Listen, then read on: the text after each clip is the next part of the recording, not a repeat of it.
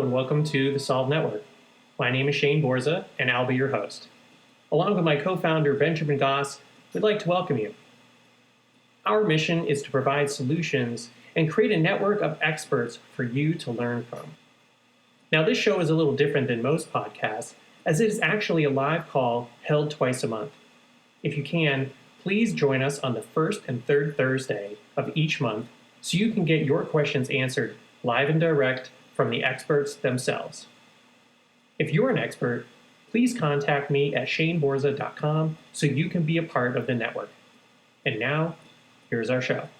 Hello, everyone. Welcome to the next Solve Network Mastermind call. Tonight's guest expert is Ben Goss, who is going to be talking on 12 easy ways to F up your life, which is really engaging title. I'm really excited and interested to hear what he's going to talk about and what those 12 F's are.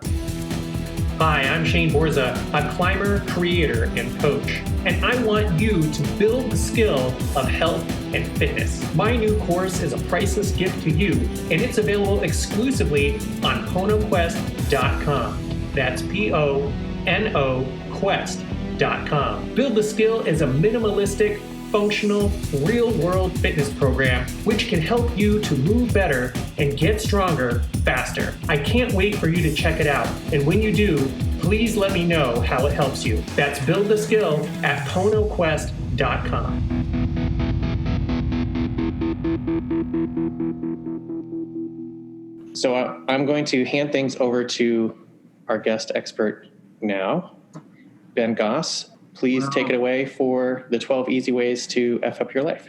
This is just a couple of different ways that you can get a hold of me. You can email me, ben@sellingisorganic.com or organicselling@gmail.com. You can find me on Facebook, Instagram, and LinkedIn. I don't spend a lot of time on Instagram. Facebook's more personal, LinkedIn's more professional, just in case you were wondering how to get a hold of me. To give you a little bit of context as to who I am, what my background is, I'm either directly or indirectly responsible because I've run sales teams. I've done over $250 million worth of business in the last 20 to 25 years, roughly. I think it's actually 23 and a half, but who's counting, right? I've got 3 degrees, one's graduate, 2 undergraduate, 3 licenses, multiple certifications. I've done over 14,000 interviews in 20 years. I've done a lot of recruiting and training of sales reps in a variety of what we could say market verticals or industries. I've got over 250,000 direct knocks and dials. That means I've personally knocked that many doors or dialed the phone that many times. And that just keeps going up because that's one of the things I do to get in touch with people to try to affect a sale, if you will.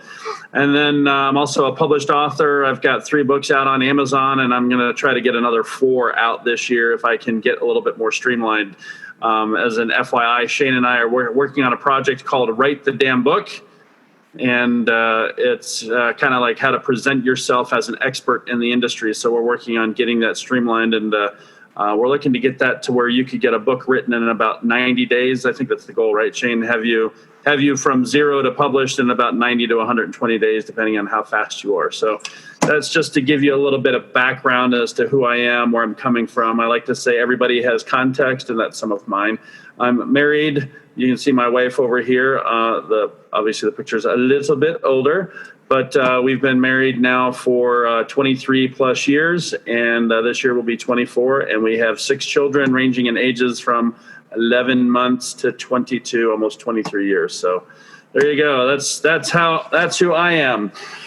So what we're going to talk about tonight is how to F up your life in 12 easy steps. You know, some people are trying to fight it. I say, why fight it? Let's just go get it done so we can get it up and over with. Let's be done with all the finger biting and the hand wringing and everything else. So who's this presentation for? This presentation is for you if you're tired, discouraged, struggle with doubt. It's also for you if you want to accomplish something, if you want to make something big happen, whether it's big or small, they're your goals are important to you. So whether it's I want to survive the next 20 minutes or 20 hours of my fast, or I want to sell $20 million this year, whatever that is, your goals are yours and you have them for a reason. So this is for you.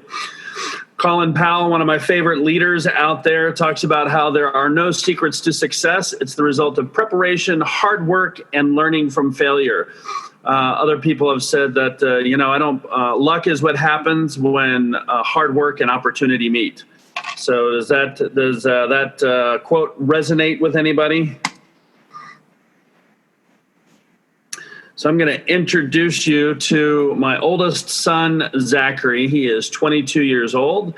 We believe he is, how should I put this?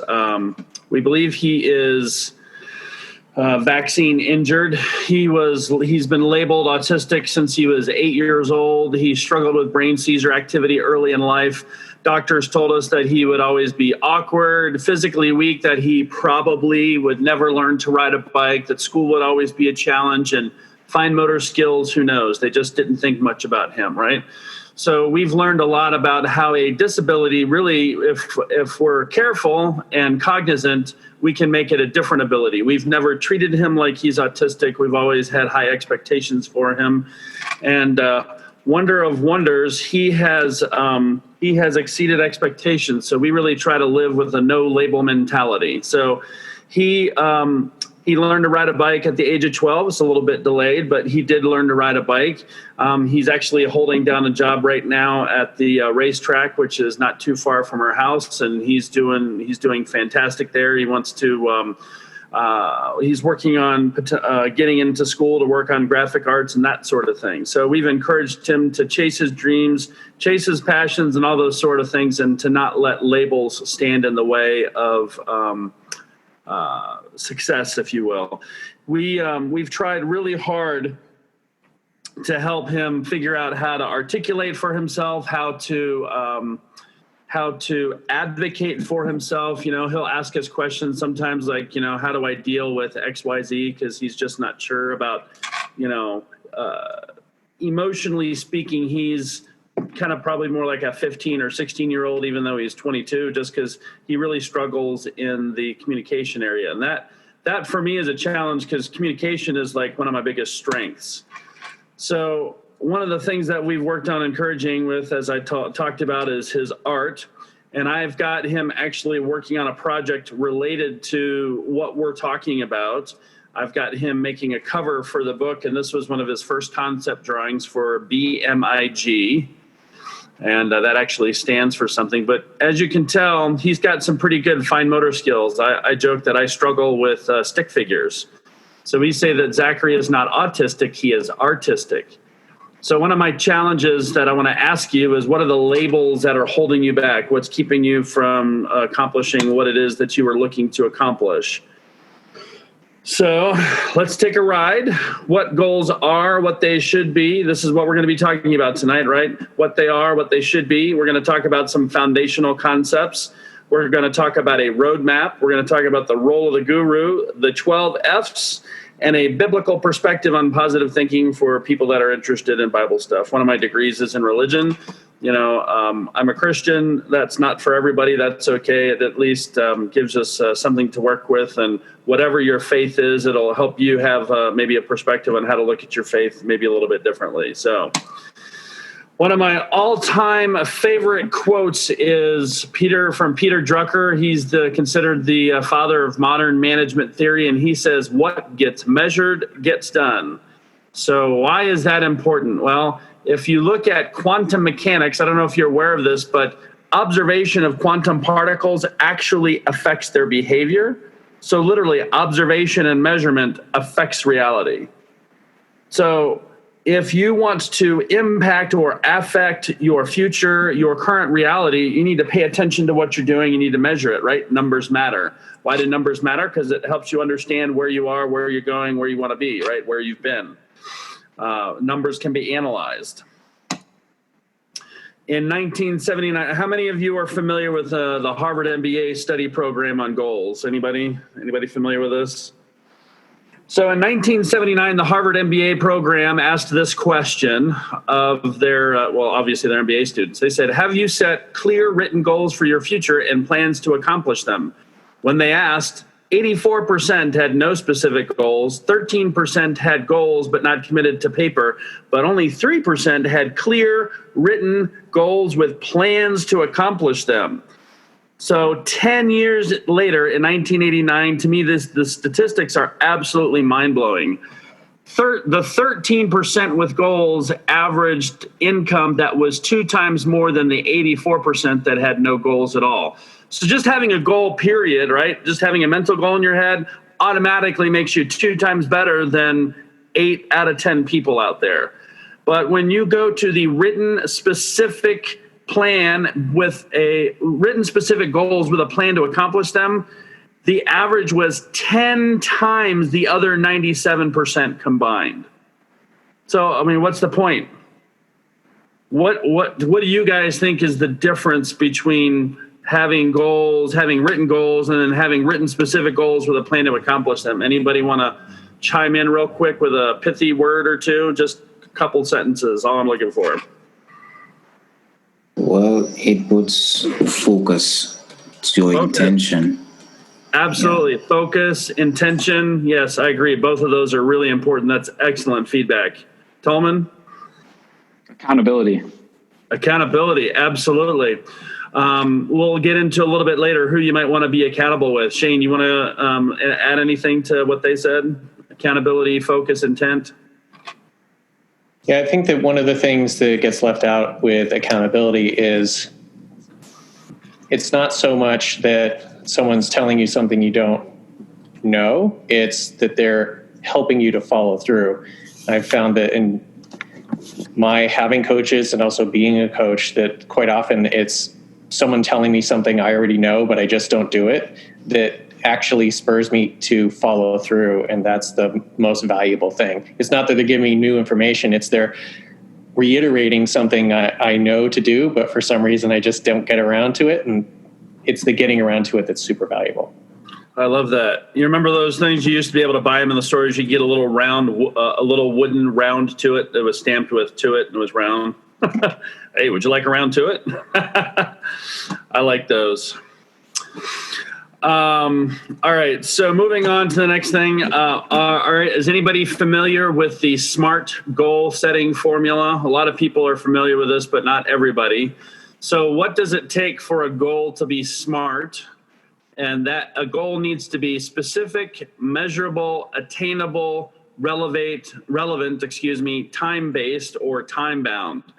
I like to say that, you could have the SMAR, right? You can SMART, but if you can't finish your T, it's just a wish, right? If it's not time-bound, it's just a wish. Goals aren't goals unless it's something that's measurable and time-bound. The specific, attainable, and relevant part is really just about fleshing that out so that it makes sense to you, so that it has context for both you and the people that you share it with. But the two most important parts is the Drucker part, which is measure it, right? And then time-bound. You got to put a date on it, right? Like, for example, I'm going to be debt-free by 12/31/2020, or I'm going to make $567,542 by December 31st, 2020. That's the magic of oddly specific numbers, right? So those are for examples of what something might look like. Coming back around to the BMIG character that Zachary is working on for me, what does BMIG stand for? Well, BMIG stands for goals should be bold, masterful ideas and goals. The B or the bold is for inspiration. The M is for innovation. The ING is for your dreams, right? So this is kind of the affective part of the goal, right? It needs to inspire you. It should encourage you to innovate, and it should be tied to your dreams. Alignment between these things and the SMART, right? Alignment brings learning. Learning brings transformation, and transformation applied launches your dreams. And the reason I've got a dandelion in the picture is because ideas and goals should be the dandelions of your mind. What do you think I mean when I say that ideas and goals should be the dandelions of your mind? What do you think of when you think of dandelions outside of dandelion salad, which apparently is a thing? Well, I can jump in because I grew up in the country, and they're kind of like weeds. They just grow like crazy. And seems like the more you try to cut them down, the more they spread. Right. So if you take that concept to what your dreams or your ideas and goals should be like, if they're the dandelions of your mind, what does that mean for your mind? Well, it's like a catalyst. That's how I'd put it. Sure. It's a catalyst. That's a good word, right? So really what we're talking about is something that literally infects, invades, affects every part of your thinking. You can't get it out, right? No matter where you look, there they are. When you bring intense focus and purpose to your dreams and goals, they will be the dandelions of your mind because you just won't be able to get away from them. Some people will make their goals a screensaver on their phone. Some people make it a screensaver on the laptop. But you know, I've gone to the point of sometimes having those goals in front of me, like I've stapled them to the ceiling so that when I wake up in the morning, I'm looking at them. When I get up and look at the end of my bed, they're there. When I go to the bathroom, they're there. I write them on the mirror, right? I mean, you know, how focused do you want to be on a goal that you want to accomplish? So part of accomplishing goals, you'll see I've got a little diamond over here, right? And then I've got diamonds on the right and I got kryptonite on the left. So one of the most foundational things that a lot of people fail to realize or think about when they're looking at how they accomplish their goals, they really don't check their self-talk, right? And I get the idea of the sale from, I want to say it was the Wolf of Wall Street movie, or it might have been the one with Ben Affleck. I can't remember which one, but either way, one of them talks about, you know, every time that you're on the phone, somebody is making a sale. Either you're selling your client on why they need you, or your client is selling you on why you don't need them, right? Or why they don't need you. So what is the sale that you are making when you're talking to yourself? You need to check that soundtrack that's running in your mind, that little voice at the back of your head that's talking, right? What's the sale? What are you selling yourself, right? So what does sales stand for? It stands for self, which is self-talk, applied, right? Because you're applying that talk to yourself, to your brain. Labels, we label ourselves as well as everything in our environment. We can't help it. As much as we want to live in a label-free environment, we do it out of habit. That's part of how we're wired, I think. And then the SAL, right? With the self-talk that you apply to yourself with the variety of labels, you're either going to execute yourself, meaning you're going to kill yourself, or you're going to enable yourself. So check your self-talk. What is the law of inaction? This is related to self-talk, right? This is another foundational concept to goal setting and accomplishment. The law of inaction, this is what I call the psychological counterpart to Newton's first law of physics, right? A body at rest tends to stay at rest. A body in motion tends to stay at motion unless some outside force acts on it. So whether you're doing something now or later, the hardest part of goal accomplishment is either stopping the actions that you don't want to continue, right? Stop moving in the wrong direction, or start positive action, right? You got to get that psychological, physical, mental, emotional momentum headed in the right direction. I've got one of my favorite quotes from John F. Kennedy on here, right? There are risks and costs to action, but they are far less than the long-range risks of comfortable inaction. What are goals? Goals are part of your GPS. What's your GPS? GPS is how we get around in modern society, right? Well, what is GPS in terms of your goals and how you accomplish things? Goals are your target. Progress is you measuring that progress, and schema is framework, right? What's your values? What's your plan to get it done, right? So when you're following a GPS, what do? You are following directions, so you're constantly looking at that GPS map for a progress report. So what GPS is in goals means that you are continually paying attention to what you're getting done so that you can map or track your progress towards hitting those goals. Why? Because you may find that you need to adjust something, right? You need to take a turn. You got to take that left turn at Albuquerque that you forgot to take. Or maybe you need to move a little faster, or you need to move a little slower, right? It's about your ability to make the adjustments that you need to make in order to ensure that you hit your goals. The critical point that I think most people miss when they are dealing with their goals is the concept of impact, right? people will keep goals in mind, mentally speaking. They may even write those goals down, but so many people forget what Simon Sinek calls the why, right? So if you think about what happens when you drop a stone or a boulder or something in a pond or a lake, you get ripples, right? Especially when it's at night and it's quiet and everything's still, and you throw a rock out there and you get the ripples. So the point of this illustration of the ripples is that your goals have impacts.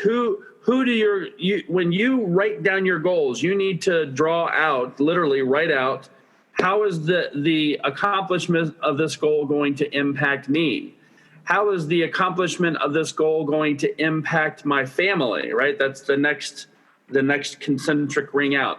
How is this goal accomplishment going to impact my clients and my company, right? So you need to understand the why. You need to understand what's going to happen when you accomplish these goals, right? So for example, if you're going to hit a certain income level, right, you might feel pride of accomplishment for yourself.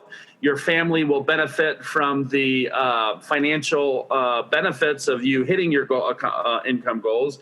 And your clients and your company benefits from the profits you generated that produce the commission, but your clients are profiting or benefiting because you provided that much value to your clients so that, it trickled back to everyone. Does that make sense? So when you know your impact, that means that you can drive engagement. Impact is the engine for engagement with your goals. You've got to put your goal accomplishment into gear, right? Understanding the impact of your goals enables you to follow through on the necessary actions long term, because you're not the only one who's going to miss out on accomplishing those goals, right? So the point of understanding that impact is so that you can get that rapid increase in hitting your target. Why? Because it helps drive the motivation. It helps keep you moving. It helps the obstacles that you hit. It helps them to not be friction that stops you from accomplishing your goals, right? It's part of that thing that keeps you climbing, keeps you moving uphill, as opposed to getting stopped, stuck, and stuttering and falling back, so to speak. Another aspect of goal accomplishment for some people would be using a mentor or a coach. I personally think that this is super important. Now, a mentor and a coach might be a friend who's just holding you accountable, or it might be a formal relationship with a coach that's going to hold your feet to the fire, if you will, and review your goals with you. But whether it's a friend, a family member, a mentor, or a coach, I want you to notice a couple of things from the pictures that I picked, right? On the right-hand side, there's somebody that's going to give you help, support, advice, guidance, right? They're going to celebrate the many victories along the way. They're going to help you troubleshoot and get perspective when you need to make an adjustment. And then the other thing to note on the picture on the left is that it's somebody that's going to stand with you. They're beside you. They're walking with you. They're engaged in the process. And in order for you to really get benefit from this, I would really encourage you to make sure that this is something that you do face-to-face, right? Make it live. This isn't something that you do via text, right? You can check in with somebody from time to time, right? Hey, how you doing on your goals or whatever, right? But it's really important that you're meeting face-to-face, whether that's on a Zoom call like we're doing right now, or maybe meeting in person at a coffee shop to talk through things. And what does that face-to-face mean, right? It means that you're getting feedback. You're asking for advice. You're covering the checkpoints you are expecting to cover. And then you're getting encouragement, whether that's to overcome an obstacle, or you're getting encouragement because you're celebrating a victory that shows that you're moving along the way. But having that mentor, coach, or accountable friend to help you along the way helps just lock in that, hey, these goals are important and I'm going to achieve them.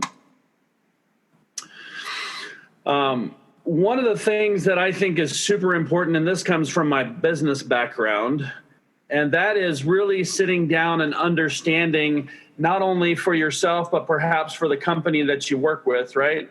But when you're looking at accomplishing your goals, you really want to think through, what are my strengths?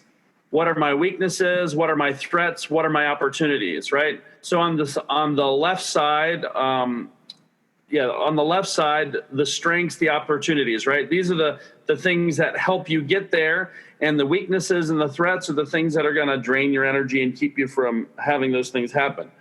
Why write all those things out? It really helps you see what resources you have on hand so that you can make things happen. It helps you understand maybe where there's some opportunities for you to skill up or improve what you're doing. It also helps you block and tackle and prevent those things that could be an obstacle from interfering. So let's get into the 12 F's. How do we F up our life? The two foundational F's are formulate and force. And I want you to think kind of like a locomotive, like a train running down the track. And one rail is formulate, put a plan together. The other rail is force. You got to take action, right? So your train, when it's moving, is an unstoppable force. One of the things I like about the illustration of a train is, some trains are literally the size of a skyscraper on its side running down the track. It's super hard to stop, right? So it takes two F's to make your goals work. You got to put a plan together, and then you got to take action. A plan with no action is not going to go anywhere, right? It just sits on the shelf gathering dust. If you're taking action, but you have no plan, you have no idea if you're walking in circles, walking backwards, walking sideways, right? You have no idea if you're being efficient or not efficient. So that's why it takes those two F's as the foundational aspect to make it work. So these are the first, like the next 10 F's, if you will, are really coming from me. I think that they cover basically the broadest aspect of zones for life, if you will, for life improvement, performance, all that sort of thing. I encourage folks to come up with your own F's. What is the point of the F's? Well, the point of the F's is to make it memorable, to help it stick. It makes it easy for you to mentally think through it if perhaps you don't have your goals in front of you. I encourage people to get something like this. Like I've got an actual book where I write things down, right? I actually went and got a nicer book. I used to do this on legal pads, but I found that they start to fall apart after a while. The paper starts to come apart. So I encourage people to get a book, put your SMART goals, put your SMART BMIG goals down in here. Write out your impacts for each one, right? So that you can regularly review them. This also becomes an idea book, that sort of thing, right? So let's talk about the first three. The first three zones are super foundational. One is faith. Why is faith important? Well, because that's the internal lens by which we interpret everything that we do. These are kind of life zones, if you will. Family, these are the most significant, impactful personal relationships that we have, right? Whether that's a spouse or children, our immediate family, our extended family, that sort of thing. Some people might also include friends in this, or you can say family and friends, or you might say friends. So it just depends on where somebody's sitting, right? And then field refers to our profession. This is how do we develop our impact on the world? What's the legacy that you want to leave behind, right? Your profession isn't just, I'm a checker at a grocery store. Well, maybe that's true, but that's really not, if you want to achieve massive goals, you want to get somewhere and achieve something amazing, your profession's got to be more than just a certificate on the wall or a title on a business card, if that makes sense. The next three that I have are financial, fitness, and failure. And remember, these are all running on those two rails of formulate and force. So financial, this is how we fund everything we do. This is the plan to accomplish our goals and dream for more. This is my ability to finance philanthropic opportunities, that sort of thing. Philanthropy is not exactly enough, but it sounds like enough, right? So some folks have philanthropic financial goals. Fitness, that can be like, for example, one of my fitness goals is I want to be able to do a muscle up by the end of the year. That means I want to be able to go from a chin up to pushing up all in one movement. How do we get in shape? How do we energetically move forward? Fitness is about managing your energy so that you can be physically, mentally, emotionally present when you're engaged in whatever you're engaged with, whether that's your family or work, et cetera. And then number 8 is failure. What do I mean by failure? That seems weird to have a goal for failure, right? It's not as much of a goal, right? It's like, yeah, I need to fail on stuff, right? But failure is just a reality. So when I talk about failure, I'm talking about a reflective journal. I'm talking about whether you do this daily or monthly, weekly, quarterly, annually, whatever it is, you really need to take time to sit down and talk about what are your takeaways, what are your lessons learned, what are the things that did not go well, and what can I do differently, or how can I improve, right? So it's great to have all the positive stuff in place, right? Because that helps us emphasize and focus on the things that we want to do. But if we don't also pay attention to things that aren't working well, we won't necessarily know what to adjust so that we can achieve faster, achieve more, achieve better. So that's the purpose of a reflective journal. And then the last 4, these are really kind of it starts to get a little bit more other-centered. This is moving a little bit further out from some of those core things that you're trying to accomplish. And again, maybe you can come up with some F's of your own, which is something to think about, like with a glass of wine or a coffee and a good friend, right? Whether that's a mentor, coach, or friend or family member. But number 9 is future. This is vision, right? This is, where do you see your life going? Where do you want to be? This is a little bit different in my mind from a goal, right? A goal is I want to make a certain amount of money, right? I want to be a PhD, right? Future visioning is about, like, when I accomplish that goal, this is what I see. I'm going to live in this kind of a house. I'm going to be able to have these kinds of trips, whatever that means for you, right? Visioning is like, if you want to drive a Mercedes, then you should dress up, go to the Mercedes dealership, and sit in the car and talk to a salesman. You can play hard to get, right? Just because you're not ready to buy it today doesn't mean that you're not going to be ready to buy it in 6 months or a year if you hit your goals. So visioning is really about understanding the emotional, mental picture of what it looks like when you hit those goals. Number 10, I call fan. And this is being others focused. This is, who can I encourage today and tomorrow? How can I help Shane or Craig be better in life? This is runs along the lines of Zig Ziglar, who talked about, if I want to accomplish my dreams, I need to help enough other people accomplish their dreams. So this encourages me to help other people accomplish their dreams, and who knows, but by helping them, I'll also be helping myself. Number 11 and number 12 are kind of like 2 sides of the same coin, but they are different. So number 11 is like, there are things that I want to be free from, right? Professionally, this is related to how we develop our impact on the world, but it's really about unlocking or taking things off of our performance. Like, I want to be more fit so that I am more energetic, so that I can be more focused.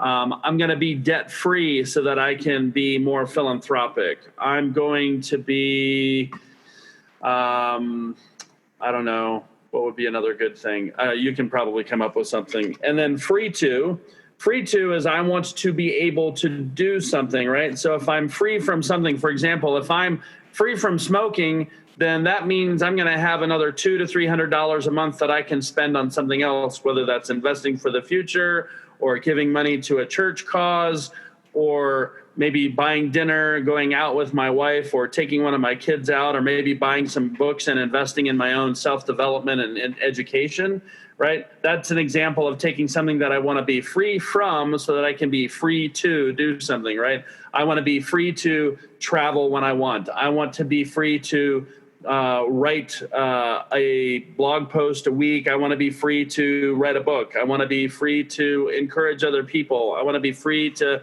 be a mentor at no cost to young children, whether that's the Boys and Girls Clubs or something like that. So what would be some, do either one of you have any ideas for another F that could potentially go on the list? I mean, if you do, great. If not, that's okay. Maybe instead of talking about another F, if you can't come up with one, maybe just give me some feedback on the 12 Fs before we move to the next section. Well, the first thing that comes up for me is fun. And that is both having an outlet so that you can enjoy yourself while you're in the process of like working on goals. Because I think that sometimes when people are so focused on, grinding out whatever the success is, they tend to kind of miss out on a lot of things, whether it's, enjoying time with their children and with their spouse, or just, relaxing and blowing off steam so that way they can kind of come back to it more fresh. But also, I think it's important to have fun incorporate into the thing. If you're enjoying the work, then it's not going to seem as hard as if you're hating the work. So having a fun aspect to, if you're super excited to write your book, then you're probably going to work on it a lot more. And if it seems like a chore, then you're going to try to avoid it. That's good. I like that. I would say foresight, although it's a touch related to seeing your vision and really about where you want to be. But most people do not have the ability to envision themselves having a goal and going through instances of their motivation shifting. So just having the foresight to understand that it's not always a straight line, even if you can see where you want to go. And you may have variances in your motivation. I think that's pretty important.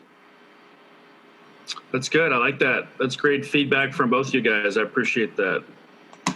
So let's take a quick look at the biblical basis for business success and positive thinking. One of the reasons why I have listed this is because there is a certain sect of Christianity that suggests that you have to be down in the mouth. I would call it a poverty mindset. But some people would say that, oh, well, if you're not emphasizing the fact that you're a sinner, if you're not emphasizing, right, if you don't focus on the bad, then you can't properly appreciate the good, which I don't entirely understand. But there are people out there that think that way. I've actually had people that I went to school with, because I went to Bible college, they're actually offended when I talk about positive thinking because they think it's somehow evil or wrong. So I just tell them that they really should take another look at Scripture, because there's a very solid scriptural basis as to why you should be thinking positively. And I've kind of walked through some scriptures in what seems like a logical sequence to me. And there's probably some other good verses that could be added in, but I'm not trying to preach a message here. So for those of you that have faith that's not necessarily Christian, I would encourage you, because most faiths have some sort of a basis or talk about positive thinking at some level.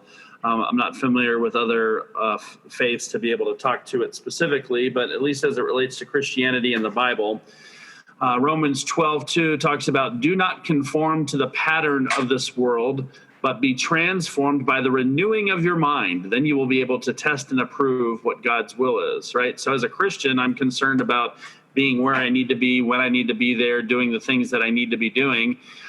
And, the pattern of this world, let's face it, is kind of negative, down in the mouth. I mean, look at all the nastiness rolling around on the television. What's the thing that seems to sell the most on the news is negativity, right?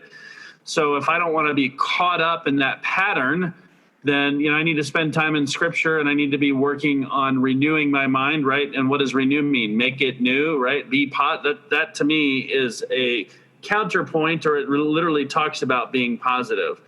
Philippians 4:8 is an even clearer statement about being positive. Finally, brethren, and the interesting thing is the Apostle Paul wrote both of these, right? Finally, brethren, whatsoever things are true, whatsoever things are honest, whatsoever things are just, whatsoever things are pure, whatsoever things are lovely, whatsoever things are of good report, if there be any virtue and if there be any praise, think on these things. I mean, he's covered the whole gamut of stuff related to positive thinking, right? If it's true, if it's honest, if it's just, if it's pure, if it's lovely, if it's good, if it's got virtue, if there's any praise, think on that. he says, think on these things. That's the way that's written in the Greek. It's a continual state, right? It's something that you need to be constantly doing. It's not just something that you think about and move on from, right? Or not a point in time, if you will. Jesus said in John 10:10, the thief only comes to steal and kill and destroy. I've come that they may have life and that they may have it to the full. In the Greek, it's literally zoe parasos, which is an ongoing state of abundant goodness, is really the best way to understand that. So, God wants us to have a whole, good, positive experience in life, if you will. And then the next two verses are just kind of about, they're actually focused on a woman, but it also applies to a man, right? So she looks, Proverbs 31:18 and 22, she perceives that her merchandise is good. Her candle does not go out by night. She makes herself coverings of tapestry. Her clothing is silk and purple. What are silk and purple? That's a royal color, and that's the cloth or the fabric of royalty. She makes her coverings of tapestry, right? What's a tapestry? It's expensive clothing. It's expensive cloth. So what's that mean? So if her merchandise is good, that means that what she's doing is she's having a positive impact in her community with the stuff that she produces. And not only is it good, but it's producing enough of a profit that she can have a candle on all night long, right? Like she can literally keep the lights on all night. So back in that day, if you had a light on at night all night long, that was a demonstration or an image of wealth, and it was kind of a safety thing and other things, right? You want to see where the house is. So all of those things talk about, merchandise and profitability is good. And not only is it good, but it's okay to reward yourself for doing well. And then what does God say to the nation of Israel in Isaiah 43:19? See, I am doing a new thing. Now it springs up. Do you not perceive it? I am making a way in the wilderness and streams in the wasteland. What better, more positive perspective to have about what's happening in life, right? Than to realize that, if God can make something out of nothing, right? If God can make a road in the trackless wilderness, if he can bring a stream, a life-giving stream to the wasteland, what can he do with you, right? So there is absolutely a biblical basis for positive thinking and business success. So I think that anybody that doesn't take that on is literally putting themselves in a negative position for no reason. So let's go through a summary of our top concepts really quickly, just so we can kind of review what's involved in the 12F formula, right? 12 easy steps to F up your life. So what are the top concepts? Don't be defined by labels from others. Choose your own labels, right? You need to have a SMART goal-setting framework that's got the BMIG format, right? SMART is specific, measurable, actionable, relevant, and time-bound. BMIG is bold, masterful ideas and goals, right? So your BMIG goals need to be in that goal-setting framework. Check your self-talk, right? Self-applied labels, either expedite or execute. Pay attention to the law of inaction. Get started. GPS, your goals, your progress, your schema, right? Let's look at the framework that you have, measure what you're doing so that you can make sure you accomplish your goals. Get a mentor or know the impact of your goals, right? Understand what the goals mean, not only for you, but also for those that you interact with and impact. Get a mentor or a coach, or, get somebody to keep you or hold you accountable. Do a SWOT analysis so that you know what you can leverage to accomplish your goals and what you need to avoid or be on the lookout for so that you don't get blocked. And hey, yes, there is a biblical basis for being positive. And what are the 12 F's? You're going to run on the rails of formulate and force. And my suggested F's are faith, family, field, financial, fitness, failure, future, fan, free from, and free to. And if we take some of the editing from both Craig and Shane this evening, we may add the word fun, and we might interchange foresight with future or link foresight to future. So some great feedback from our group here this evening. Scene one, Apple, take one. Hi, I'm Shane Borza, your content creator coach. I have 2 books on filmmaking, Film Notes, where you learn to write, direct, and produce, and the Film Notes Workbook, where you can learn checklists and paperwork to streamline creating your content. Available at shaneborza.com. I also have filmmaker resources like the Paperwork Bundle with over 300 documents, the Sound Effects Bundle with almost 3,000 files, and the Music Bundle featuring 900 tracks of all genres. Want to build your professional credits? Become an associate producer and get listed on IMDb. Let me help you get your art out into the world. Scene 1, Apple, take 1. Thank you for joining us on this episode of the Solve Network. As a reminder, these calls are held live on the first and third Thursday of each month. If you'd like to join us as either a listener or guest expert, please contact me at shaneborza.com. On behalf of my co-founder, Benjamin Goss, we're glad you are a part of the network and hope you are finding solutions. If you need solutions, please reach out.